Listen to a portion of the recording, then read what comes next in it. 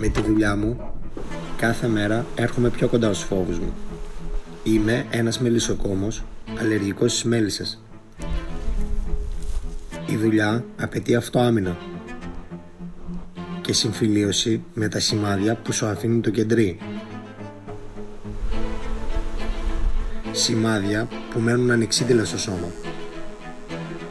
Απαιτεί αφοσίωση και θυσίες. Θυσίες που γράφονται πάνω σου. Κάθε κυψέλη κρύβει θησαυρούς, αλλά και πόνο. Ένας πόνος που σε κάνει πιο δυνατό. Η ζωή αποτυπώνεται σαν ζωγραφιά στο σώμα, με θάρρος και μελάνη.